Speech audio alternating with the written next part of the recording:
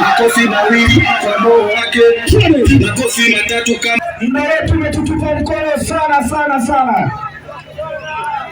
Tuna muda mfupi sana kulingana na taratibu na sheria za nchi yetu. Nafikiri mikutano na mikusanyiko mwisho ni saa 12. Tutakuwa na neno kidogo kwa mgeni wetu aliyetuletea makombe, lakini pia tuko kwenye tawi la Simba, mchimbe dawa. Sawa? Mtafute kichaka, sawa ndugu zangu? Hapa tunataka mazingira yawe mazuri, sawa? Si mnajua sehemu ya kuchimbia dawa tuwachimbia dawa mwaka huu. Hawa yote naomba kuwapongezeni kwa mazuri yenu na ya mapokezi ya ugeni huu na makombe haya.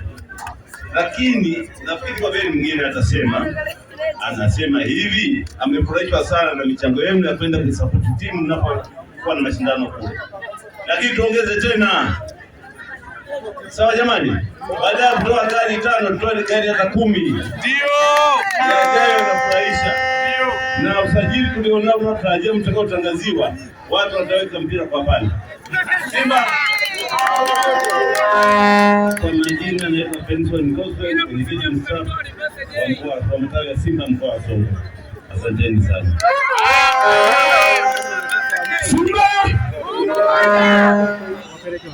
Mimi mwenyekiti wangu. Ndio atamsuluhisha mgeni na kuendelea na ratiba hii. Karibu.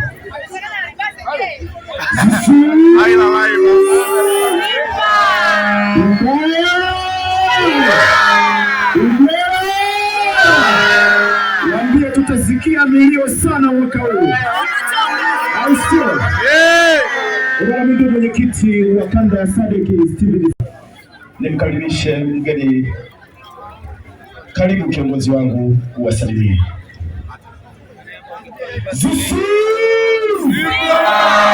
Waambie lile waliopewa mwakani tunalo.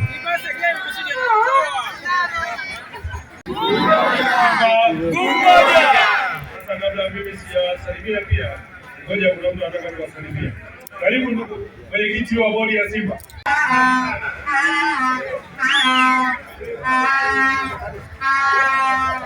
Asante mwenyekiti.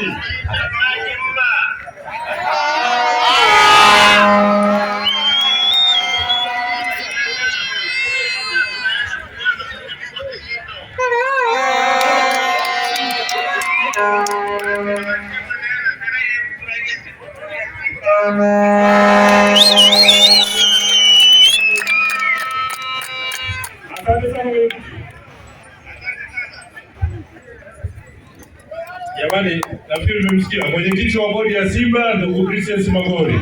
Ndio alikuwa anawasalimia, anaongea na nyinyi. Sasa mimi sina mengi ameongea mwenyekiti hapo, kadokeza hapo. Simesikia mwaka huu mambo yanapokuwa.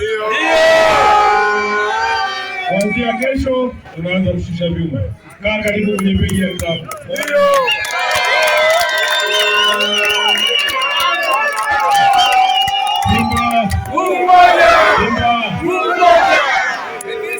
Sina mengi, muda umekwisha. Kwa jina naitwa Mr. Freeman Haro, mjumbe wa bodi ya Simba ya mkurugenzi.